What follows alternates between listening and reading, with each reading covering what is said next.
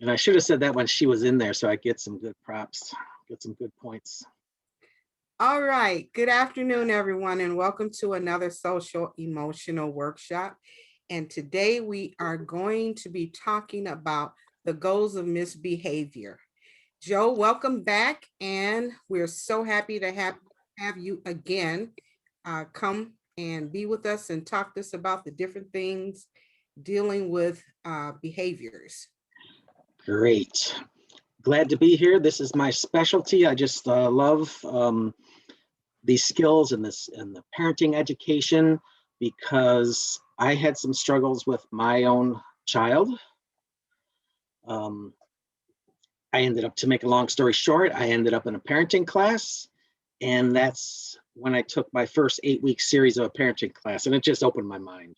And then I met Teresa. Teresa Sander is on the call here. She is the parent specialist, parent education coordinator of all our parenting programs. And she is the one who advocated or tried to get me to facilitate the parenting programs, because I was like, I can't do this. I already screwed my kid up. What the heck do I know about parenting?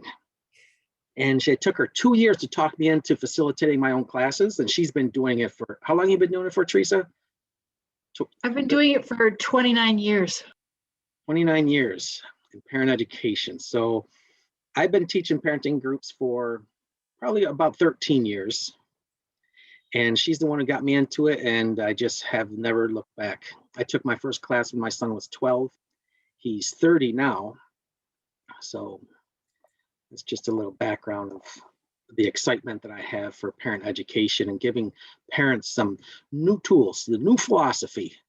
Because if what you're doing is not working, there are some different things that you can do. So this is going to start off with the psychology behind parenting. It's a good start, because we're going to talk about why kids misbehave, their belief system. All right, so just to start off here, I'll ask you a little riddle. How many psychologists does it take to change a light bulb? And Teresa will monitor the chat, and you could give your answers there. Anybody? How many psychologists does it take? I said one. One. All right. Anybody else want to chime in? Okay, you guys are boring today. And the only one that guessed was correct. Only one psychologist, but the light bulb has got to want to change. All right, keep that riddle in there. Keep that riddle in your head, because it's going to... I forgot the punchline. I'm glad you laughed. All right, so I'm going to start off with parenting styles. There are like 3 different parenting styles. The first one, they call it the dictator, or the authoritarian, and it's represented by that closed circle, which means stay in the circle, total control, over-involved, you get out of that circle, and then there's going to be some pain involved, whether it's a spanking or, it could be a physical or emotional pain. So it's just total control. The second one is the doormat. That's represented by the squiggly line there. And this is under-involved. So this is like no boundaries, no limits. And they could kind of just do whatever they want, and there's no kind of consequence. And the third one is the active parent, which is the curriculum that we teach from, Teresa and I. And it's an evidence-based curriculum. And the active parent is represented by that squiggly line inside the circle, which means freedom, part of the doormat parent, the freedom within limits. And that is support, but it doesn't take over. So we're letting the kids grow in a healthy way by giving some freedom in those limits. In this phrase here, we mentioned this equation here in the past trainings that we've done. E plus R equals O. So that's the event plus the reaction equals the outcome. So how we respond to our children's behavior is going to kind of condition more of the same behavior. So if it's a dictator and they behave and we respond with a "not in this house, young man, this is my house, my rules, you don't like it." And what are some outcomes, do you think, from a dictator parenting style? What do you think if we went over to our neighbor's house, because I know nobody in this room has a dictator parenting style. So if we went over to our neighbor's house and we peeked in the window, what would we see and hear? Yelling, All right, yelling. defiance, Okay, some nice power struggles and defiance. Anything else? Temper tantrums. Yeah.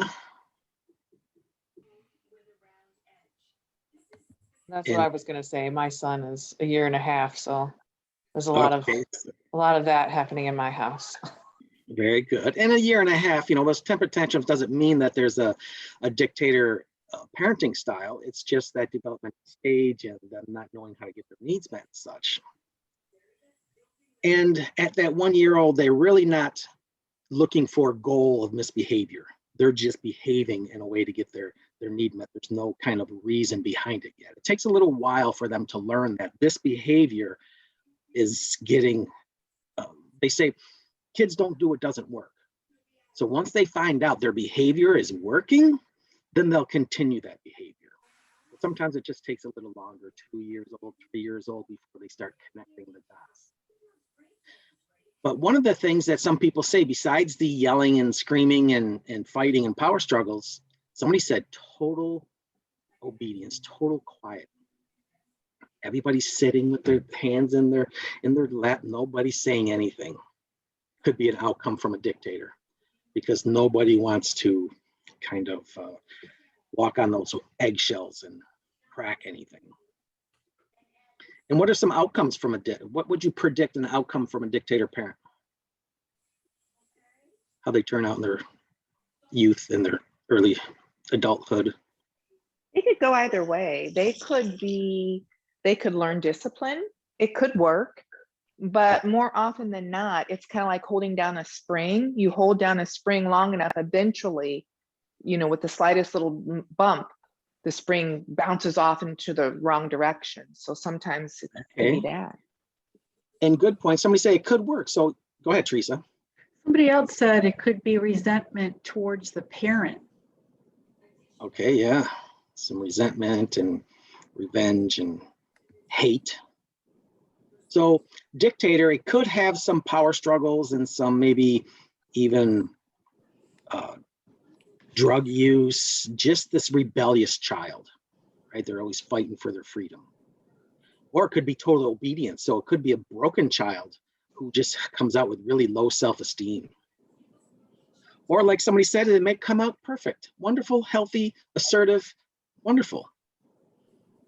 But there is research that said the dictator parent more so has that low self-esteem or that defiant kind of rebellious child.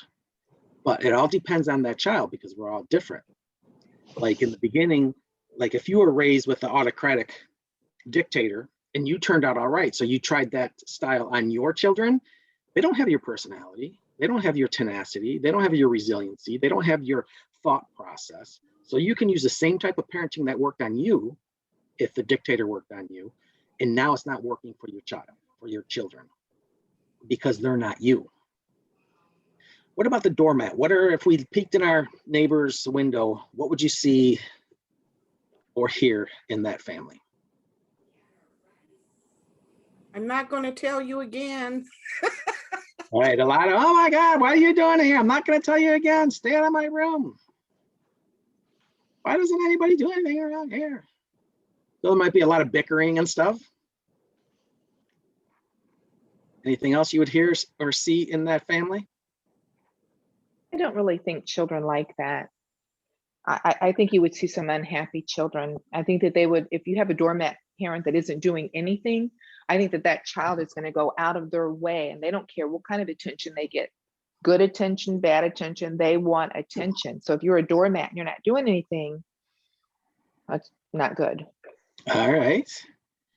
So what would be some, well, let me give my perception of the doormat parent. Usually they love it early on because of the freedom, right? Man, I can do whatever I want. I come home at 2:00 in the morning. My parents don't even say where you been or anything. This is awesome. But then after a while, I agree with what you just said, that now you're feeling, isn't anybody watching me? Doesn't anybody care about me? You know, so then it has some, I don't like this. I want somebody to kind of look over me and protect me and make sure I'm safe. Not that I can do whatever I want. So yes, it could go that way.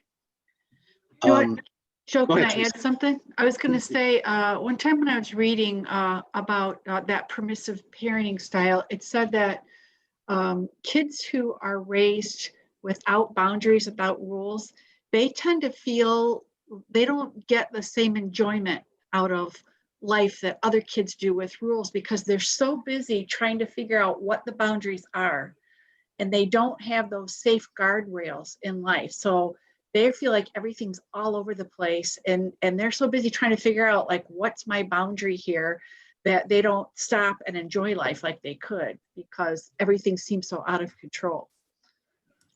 Wow, that's interesting. Cool. All right. So what are some outcomes from that doormat parent? Somebody said they feel unsafe. All right, feel unsafe. So what are the outcomes? Now that they're 20, 30, 40 years old, what are their mindset, their behaviors? How do they turn out? I think they're going to have a very difficult life, because the reality of life is we all have boundaries. We all have to answer to someone. And I don't think they're going to deal well with authority, which we all have to deal with every single day. So I think that there could be a lot of rebellion. It's going to be a very difficult life. Yeah, they're going to have a rude awakening, because now they have to deal with consequences out in the real world, and they don't know how to deal with consequences because they never had to deal with be responsible for their behavior. And that entitlement, right? I can do whatever I want and I should. So we got a lot of entitlements. Or like the dictator, they might turn out perfectly fine, right? This isn't really good or bad, right or wrong. This is just, if what you're doing isn't working, then there are some other resources and other parenting philosophies out there. So we're going to talk about the active parent, giving them freedom to grow and be themselves, but we're going to have the limits there. So my second question would be, should there be more rules or less rules as they get older? And you can type it in the chat, more or less if you'd like.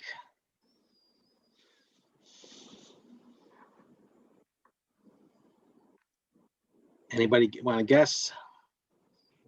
If you do your job when they're younger, and there's a saying in the educational field that before kindergarten, after kindergarten, it's too late.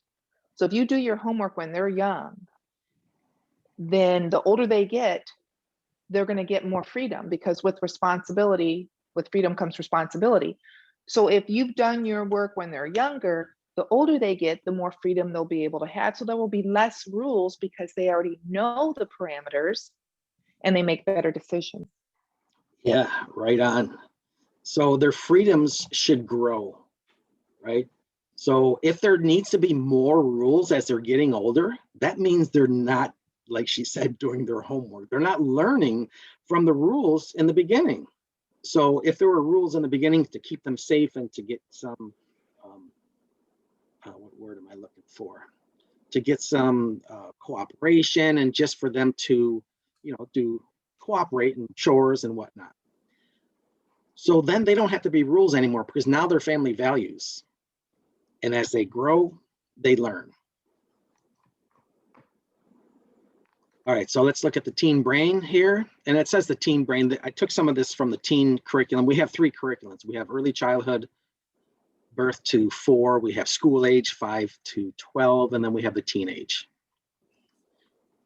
So our brain grows from the back to the front. And, this is our limbic system, where all our emotions and our feelings.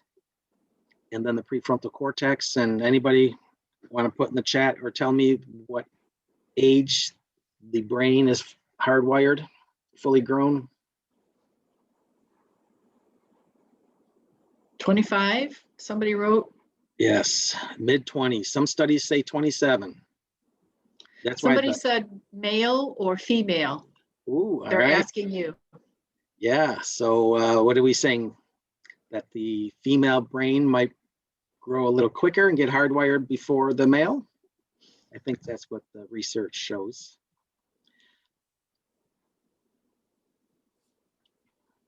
Now your teen brain's changing rapidly, you see from 11 to 14, most gray matter since infancy. From birth to age 4, or actually birth from age 6, your brain grows just the biggest growth it'll ever have in its life. So birth to age 6, we learn 50% of everything that we'll ever know in our lives. And then here between 11 and 14, there's another growth spurt there. And then if you don't use it, you lose it. So there's a lot of pruning going on between 11 and 24. Areas get cut back because we don't need all those connections. We're only going to keep the connections that we need and that we use, and they get tighter and thicker and thicker.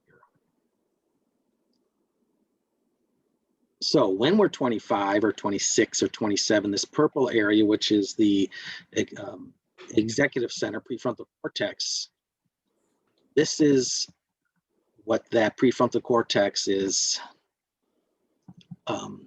responsible for. So you see that the empathy was interesting. I thought empathy, we were kind of born with empathy and stuff, but empathy is in the prefrontal cortex and it needs to be developed, especially in teenagers. Teenagers are really self-centered, right? It's all about them, and there's not much empathy there. So we need to role model empathy. We need to teach empathy and regulating emotions, high highs, low lows.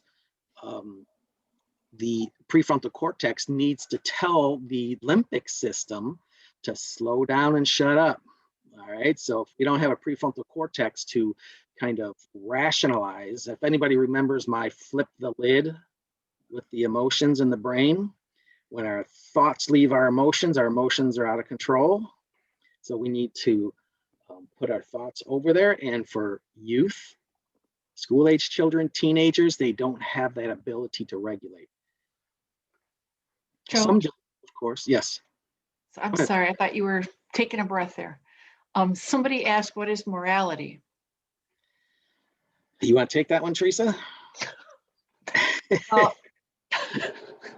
I don't know why I pushed that one on you. Maybe I don't have morality. No, that's okay. Morality, I just saw a movie and some little kid asked his dad or his brother or somebody what morality was. And I liked his answer. It worked for me. He said that morality is what you believe in as far as right and wrong, and values is how you practice that morality. So morality is just like what you believe in as right and wrong, what most people, like you shouldn't kill somebody, or you shouldn't steal, that type of thing. Yeah. Very good. Yeah, our morals, what we're taught about, and everybody, families that have different values. Whenever I teach a parenting class, I always say, I don't teach values. I teach relationships. Your values in your own home, what your bedtime is, and, whatever, gender roles, whatever your values of your identity or your culture, you teach those. I'm not going to teach values. All right, the greatest human need. What is the greatest human need? And I'm putting you guys to the paces here with these questions. What is the greatest human need? Love. Love, all right. Anybody else?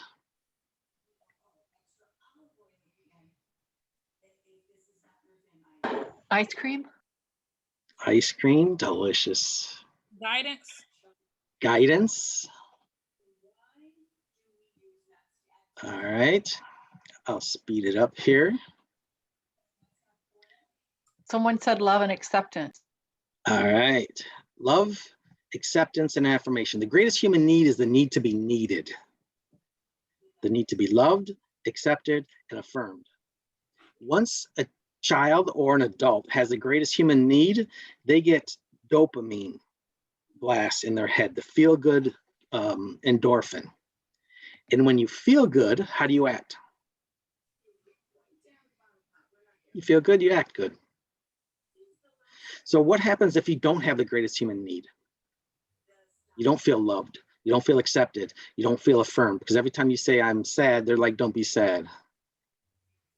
So if you don't have the greatest human need met, then you don't have that level of feel-good endorphins in your brain. So if you don't feel good, how do you act? Bad. Negative, reactive. So, and it's the child's perception of the greatest human need. You can tell that child 100 times a day that you love him, that you accept him. But if he doesn't feel it, he doesn't believe it. And I can say it a different way. If he doesn't believe it, he doesn't feel it. So it's that child's perception if they feel that greatest human need. Because if they don't fit in, they're going to act out. Think about that. If I don't fit in, I'm going to act out because I have a need. And if I can't get my need met for being me in this house, then I'm going to find a way to get my need met by, we'll see, by misbehavior. But let's look at these mistaken beliefs that kids have or that they grow up with. The first one is, I belong only by being noticed. So if anybody has any kids that say, mommy, mommy, mommy, mommy, look, mommy, look, mommy, mommy, mommy, mommy, look, you know, they just always, or they're just picking on their brothers and sisters. They're not getting up out of bed, whatever it is. They believe that they need to be noticed all the time. That's where they belong. The second one is, I belong by being the boss or not letting you boss me. The third, I'm not lovable. I belong only by hurting mom or dad because I want them to feel as hurt as I do. Or I belong by convincing mom or dad that I can't do anything. That's my job. I just say, I can't do it. And then mom or dad will do it all for them. It's the belief that's creating a feeling that is motivating the behavior. And that belief system is going to predict that child's behavior. So if I need to be noticed all the time, that is the goal of attention.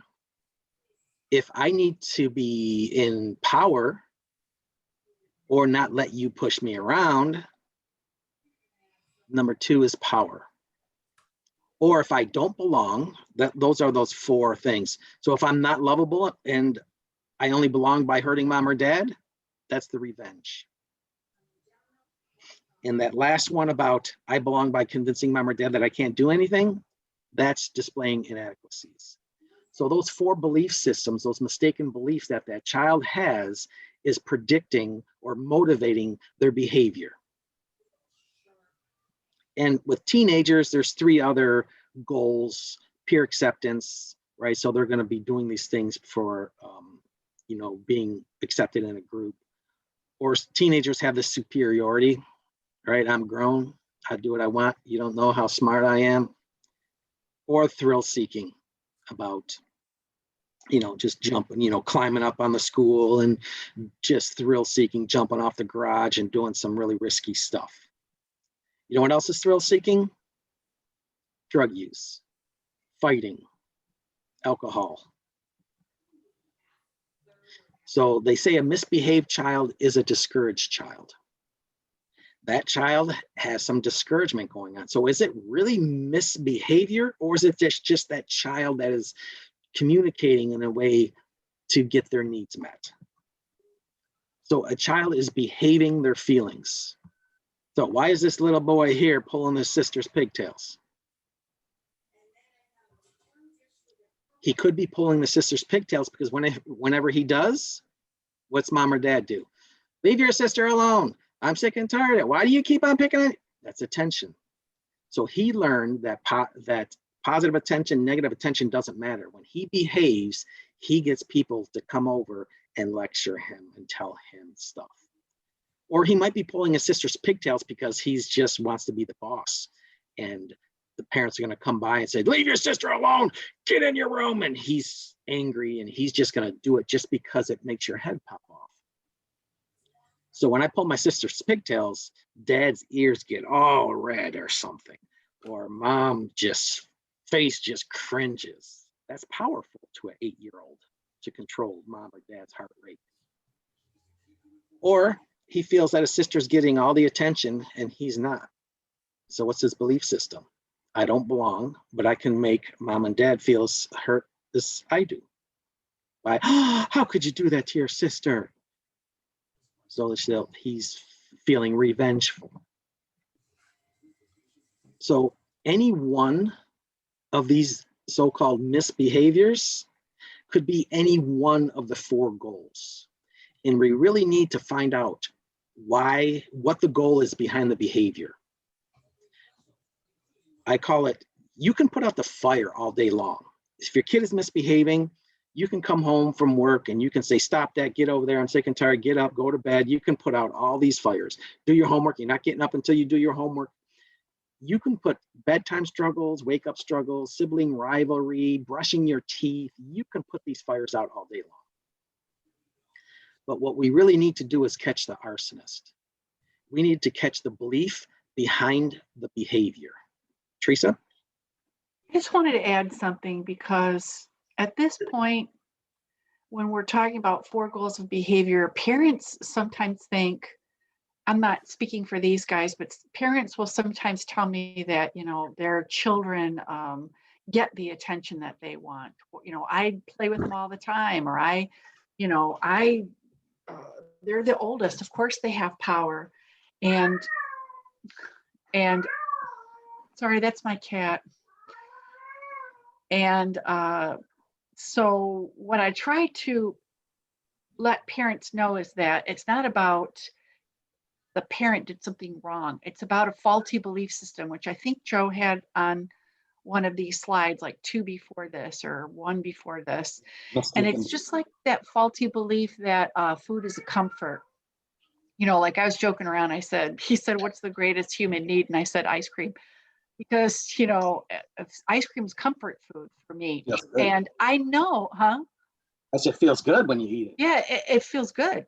And while I'm eating it, it's wonderful. But afterwards, I know that if I'm stressed out or I'm emotional, that it would be just as healthy or even better for me to call a friend and talk to a friend or go for a run or take my dogs for a walk or something. I know those things, but I want immediate fulfillment or immediate gratification. And that's what, food will do for us. So food is a faulty belief system. And I think a lot of times these kids believe in this faulty belief system. Like, I know that my parents are going to get mad at me, but I feel like I want power and I don't know how else to get it. I don't get to make any choice. They're not literally thinking these thoughts, but I don't get to make any choices. So I'm going to do what I know that makes me feel powerful, like Joe was saying. I just wanted to add that because I think the faulty belief system is a big part of this. And a lot of times it comes off as you did something wrong as a parent. So Sure. That's all I wanted to add. Yep, thank you. So we're going to have to ask 3 questions because it could be any one of the 4 goals. Like, I'm going to use homework. If your kid's not doing their homework, they might not do their homework because it'll draw you in to say, why aren't you doing your homework? You got to do your homework. How many times I got to tell you? You're not getting up until you do your homework. You got to do your homework. So they might not do their homework just because it brings mom or dad into some lecturing or nagging or just time. The second one, they might not do their homework for power because you can't make me. Those parents that say you can't go out and play until your homework is done right after school. Really? Try me. So they might go head to head with that. They might cooperate depending on the relationship you have with them. But I might not do my homework because you can't make me. The third one, I might not do my homework because of revenge. So you're saying my kid's smart. I know he can do this work. Why did he fail that class? Well, I failed that class to hurt you. Because, and I'll get to the because in a minute. Or I might not do my homework for the fourth goal, which was displaying inadequacies. All I have to do is say, I can't, I'm stupid. And then mom or dad will say, well, honey, come on, let's do it. And they get, come on. And then they end up doing all their homework for their child. So to find out what the goal is, we have to ask these 3 questions. How do you feel when the misbehavior is happening? What do you do in response to that misbehavior? How does the child respond after you do? And then we'll find out the goals. So does anybody want to give me a misbehavior from the child? Just a common one that kind of happens every day. It's kind of just every day, every week.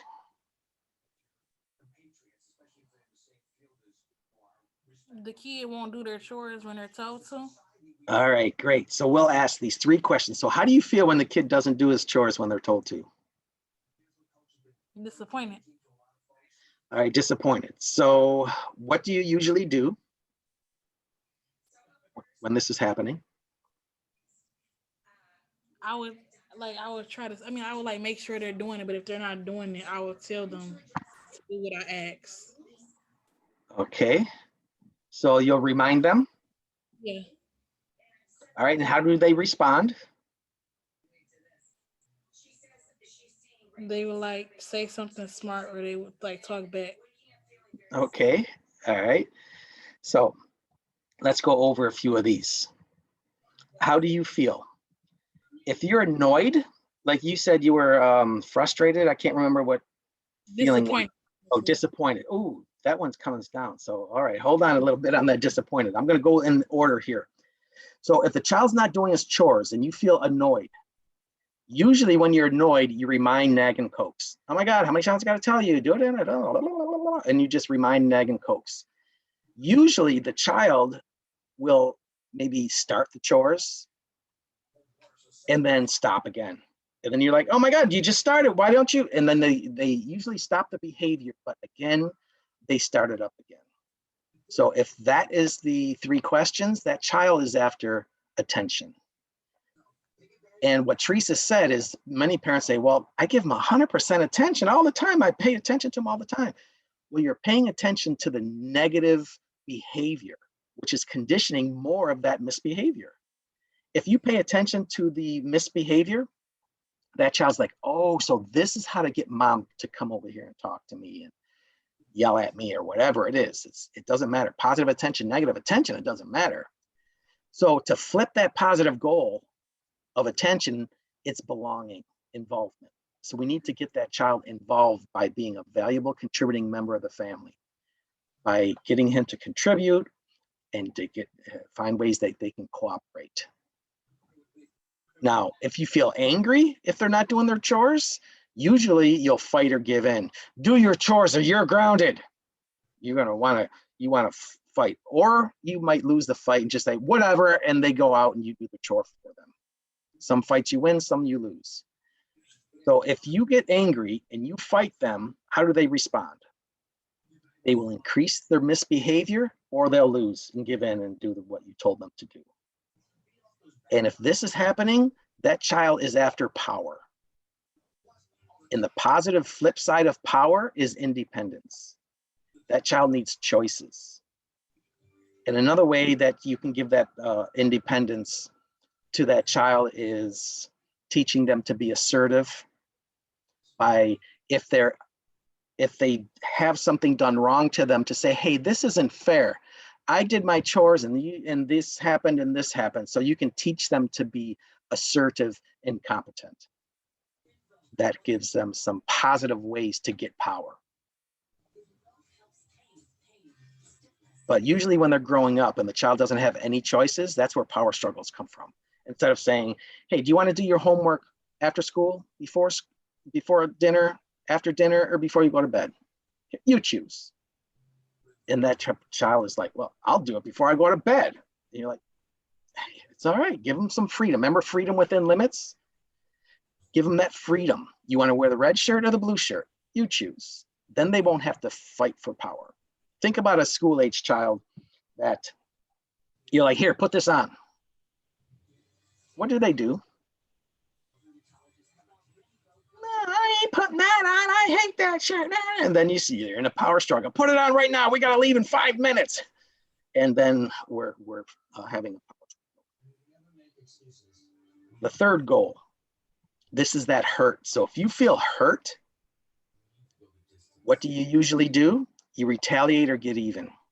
So if you're hurt, so if that child doesn't do the chores, and I forgot that feeling word again.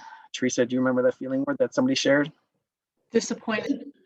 You're disappointed, like, how come they didn't do their chores? And then you give them more chores because you feel hurt, you retaliate or get even. And how does that child respond? Continues to hurt us back, increases their misbehavior. So we have a revenge cycle. That child is after revenge. So something is not fair in that home. So you want me to do my chores? I am not doing them because things aren't fair. So you're gonna hurt me, or I'm gonna do something hurtful to you. You're gonna hurt me back. Tomorrow I'm gonna find something else that hurts you. Then you're gonna hurt me back, and we have a revenge cycle. The opposite of a revenge cycle is fairness. Finding the thing, what's going on that child feels is unfair. And also we need to help our child protect themselves. When I say protection, that means protecting my ego, protecting my self-worth, protecting my dignity. So if somebody hurts me, I gotta puff up and protect myself. I can't be a punk or be embarrassed. So I need to protect myself. So qualities that we can teach our child to protect themselves is assertiveness, forgiveness, and justice, which means, let's say a child in school, somebody scuffs my new Jordans in the hallway. Now, I need to protect myself, as in I need to stick up for myself. I can't let that person get away with scuffing my Jordans. So I either have to push him into the locker or punch him in the mouth, or I got to do something so I don't look like he got one over on me. But to help that child, for a parent to help that child learn assertiveness, to say, hey, watch where you're walking. You just stepped on my shoe. What's going on? To have that assertiveness instead of pushing them into the locker. Or to forgive them. Maybe they did it on accident. They didn't do it on purpose. So you can forgive them that was an accident. And hey, watch, be careful. What's going on? Or justice. If somebody hurts you, you know that they're going to have some consequences. Like if you're being bullied at school, you know that they'll get suspended or something like that. So we can help that child deal with that revenge by teaching them to be assertive, by helping them forgive people, and by learning that there is justice in the world, that they'll do that and there's going to be a consequence for them. The fourth one is helpless. So if you feel helpless, like, I just don't know what to do with this kid, what do? You give up and you pack their backpack, you do their homework, you dress them, you do everything for them. And how do they respond? They become passive and refuse to try. And what is that child goal? Displaying inadequacies. And the opposite of that is helping them with the competence, by letting them withdraw from the frustration, but then teaching them with encouragement that they can grow, that they can learn. And the last one here is, if you feel worried or afraid and you lecture and try to stop them, they take more risks. That goal is that thrill-seeking goal for that teenager. So we need to help that teen, or give that teen challenging things in his life, safe adventures, safe challenging activities. So if they're doing risky behavior, we, put them in karate, put them in rock climbing, mountain biking, or something that they can get their teenage angst and have that safe risky adventure. Now, the kids get our emotional response. So if you're like this, What feeling word is that?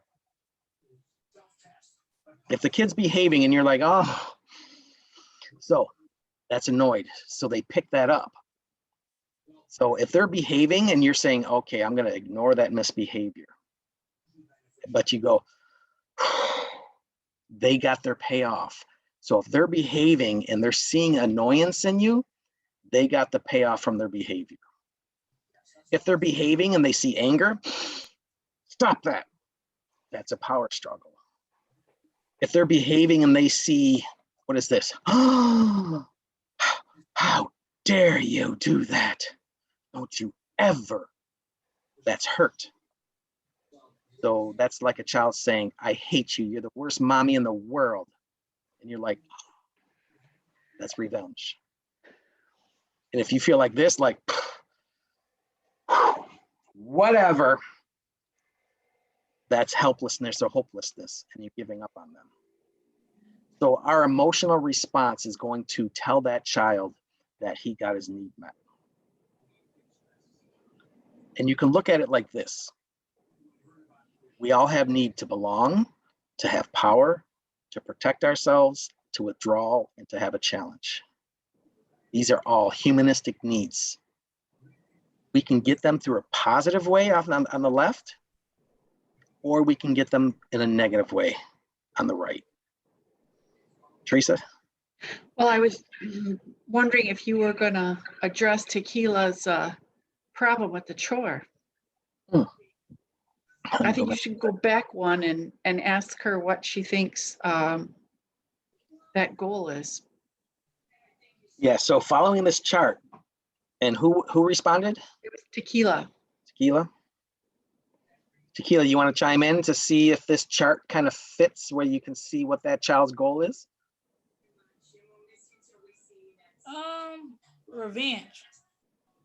All right, so you're feeling like hurt, like why does he keep doing this?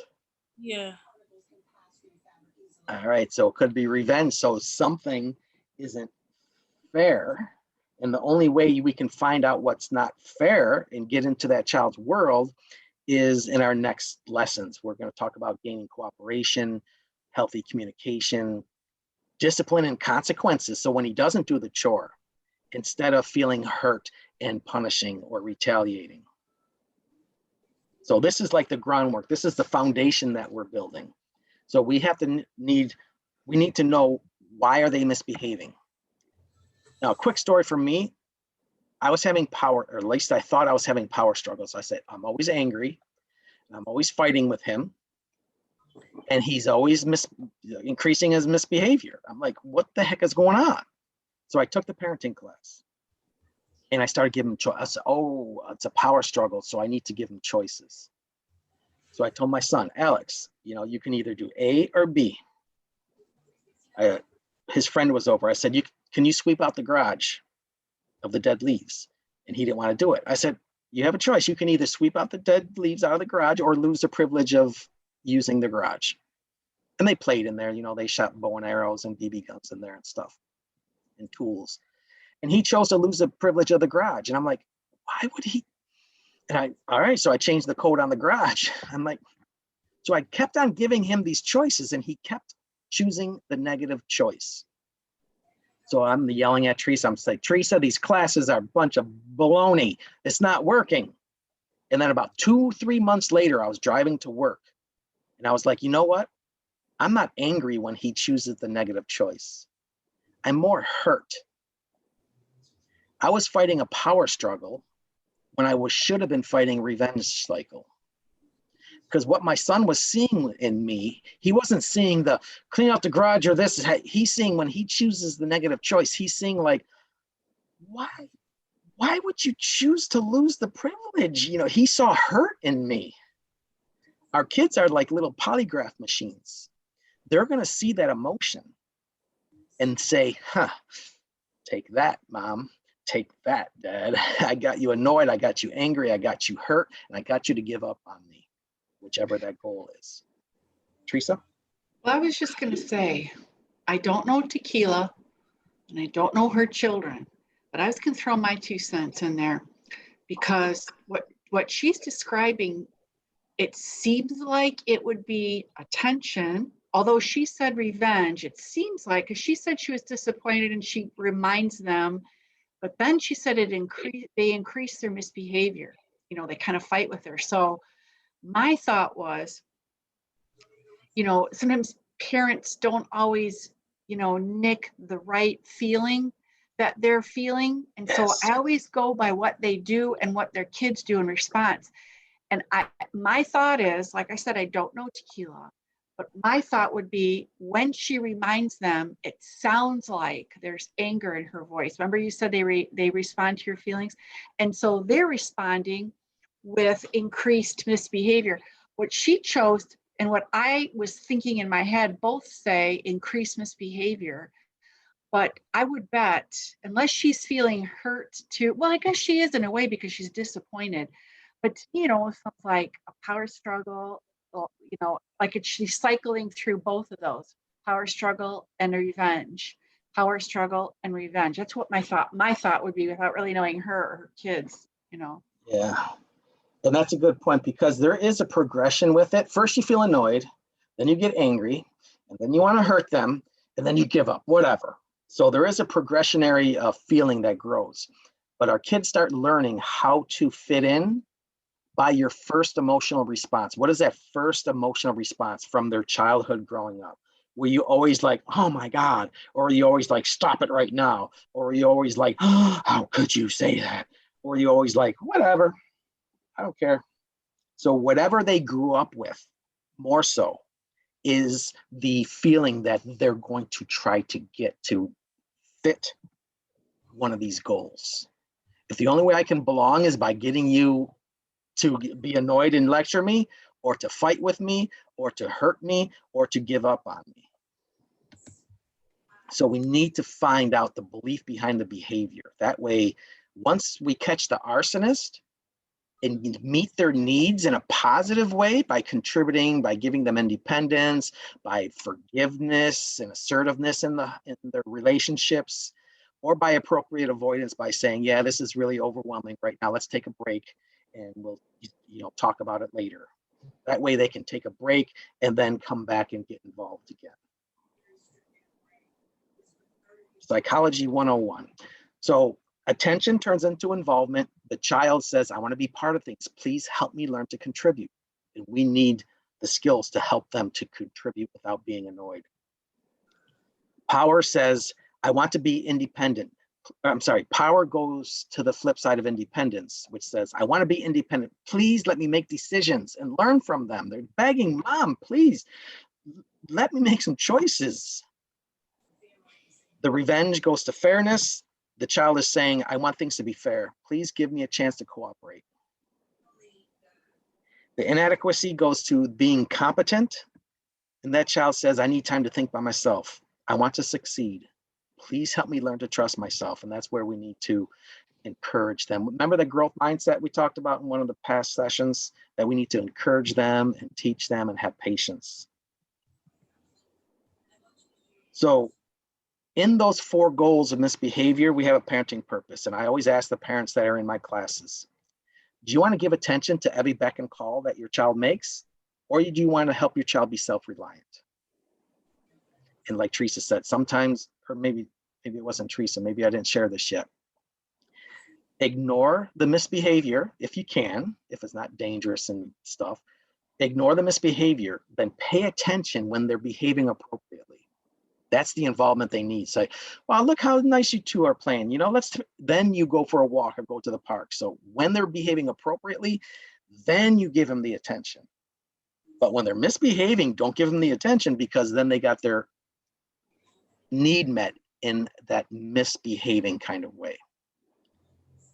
Number 2, as a parent, do you want to show who's the boss, or do you want to help your child be independent and responsible? Now, this is a hard one for parents.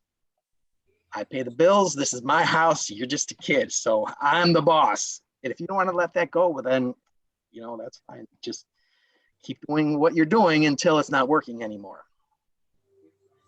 The third one, do you want to get even because you're hurt? And you're like, not in my house. If I ever said that to my dad, he would have smacked the taste out of my mouth.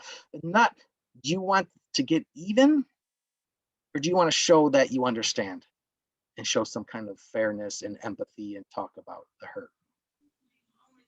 The last one, do you want to let your child off the hook? Because I had a lot of pain in my life. I don't want my kid to suffer and struggle, so I'm going to let him off the hook. Or do you want to help your child be self-confident and grow? And these are the decisions, the choices that we need to make. And a lot of parents, they're not ready to do the blue text yet because they feel they need to give their child all the attention because they didn't have attention growing up. Maybe they need to be the boss because I pay the bills and I'm the adult. So it's just a process that you have to go to. So now I ask, how many parents does it take to change a child?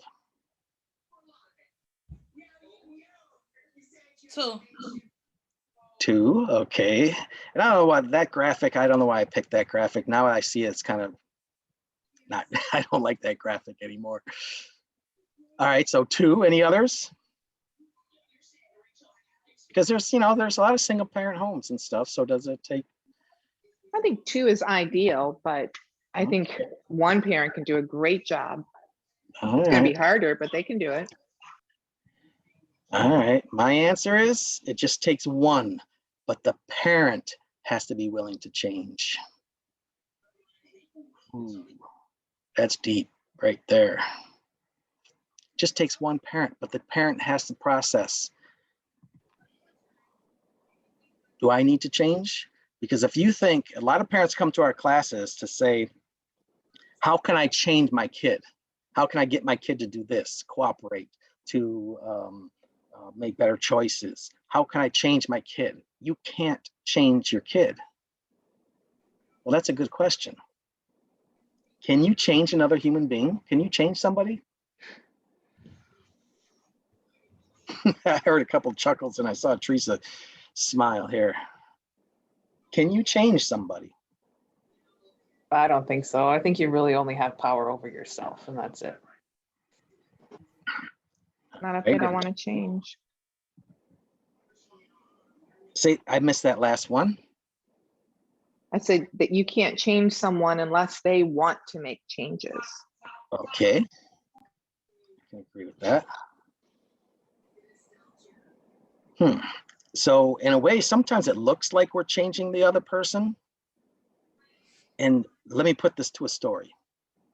There's a pop machine, soda machine. And as you go and put the money in the soda machine, you push the button and you get a pop. You put the money in the machine, push the button, and you get a pop. Perfect relationship. I put the money in the machine, push the button, and I get a pop. Oh my goodness. Could it get any better? But now, what happens when you put your money in the machine, push the button, and you don't get a pop? What happens?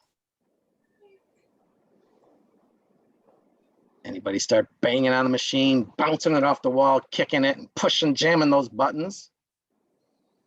I had a perfect relationship with this machine. I used to put my money and push the button and get a pop. How did this machine, this inanimate object, change my behavior? By pushing and banging on it.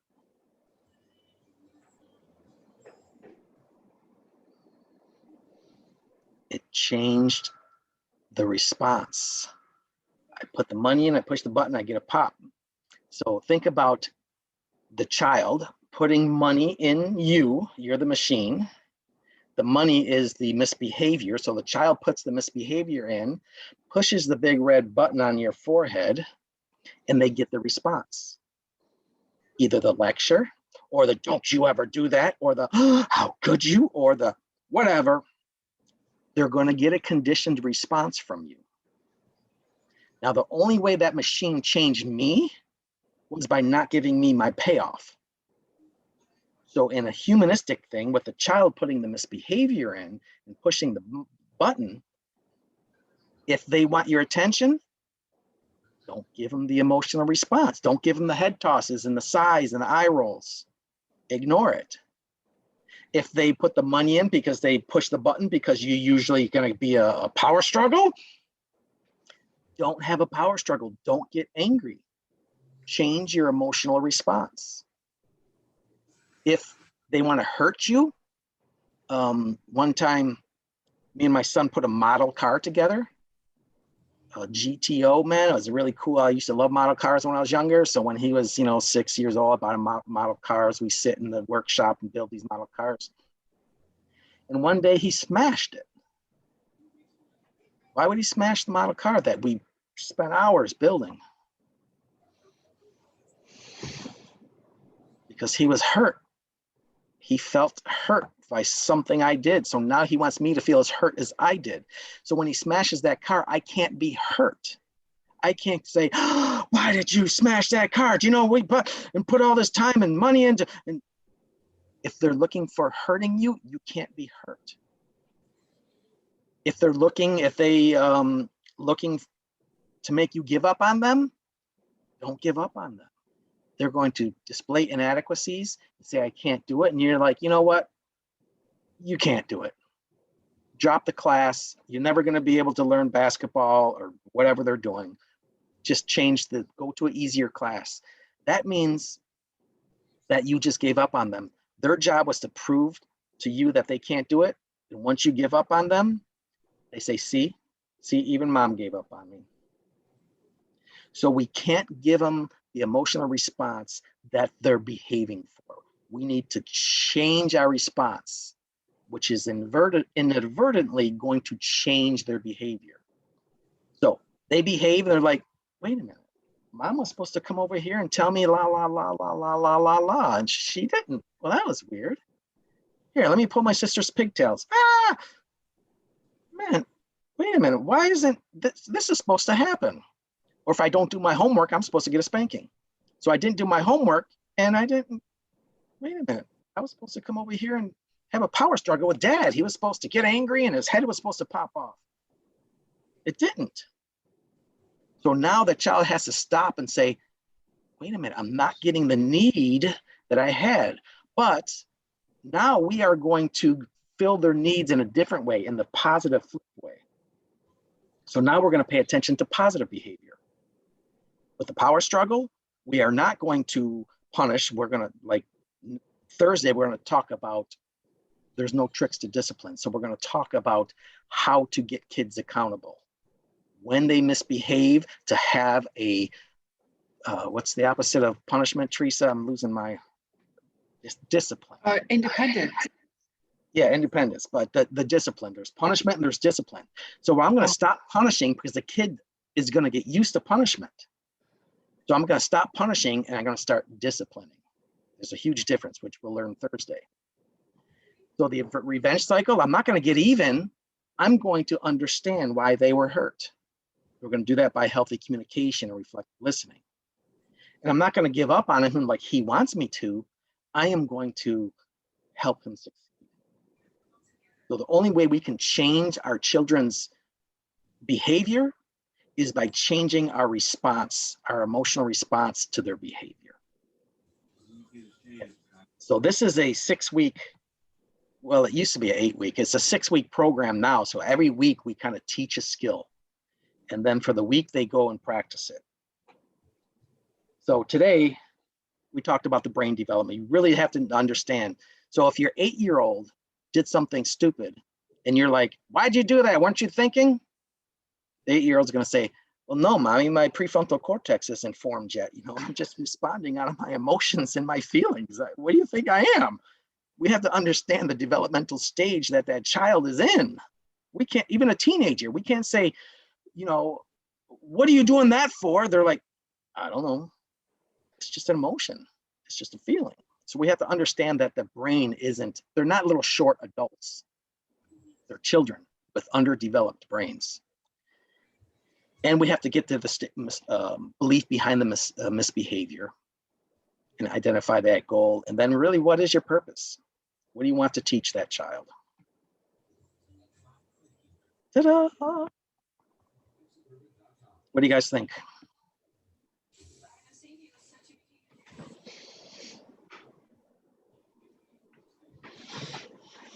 Very insightful. It's a different philosophy, and I know some of it is kind of common. A lot of people do it already, kind of thing. But once that child learns that emotional, let me give you this quote. Let's see if I can grab it out of the air. Expected behavior is easy to ignore. Expected behavior is easy to ignore. So that child, it knows, I'm going to misbehave. Mom's going to take my cell phone away. I know it. So I can do the misbehavior and you're going to take my cell phone away. Who cares? If I got that power struggle with you. If I do this, I'm going to get a spanking. It's not going to stop me from doing it. I'm going to do it. I'm going to take my spanking. And it's not going to matter because I know you're going to come and yell at me, or you're going to take my stuff away, or you're going to spank me. That child doesn't care if you're into that power struggle or revenge cycle or attention seeking behavior.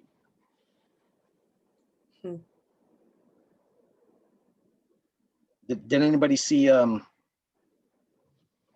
Good Will Hunting? Mm-mm. All right, I'll save that for Thursday because it's about discipline. Well, thank you, folks. I hope you heard something new. I know we're educators and a pretty smart group out here. So sometimes we may be doing this already, or just look at it as a way to teach somebody else.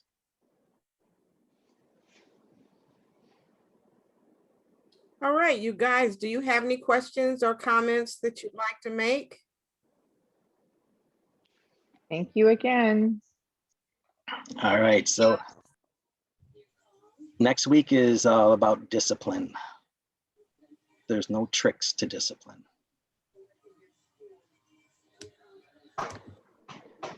See you Actually, it's Thursday. Thursday. It's actually Thursday. Oh, next week. Yeah, I'm thinking it's a parenting class. Yeah.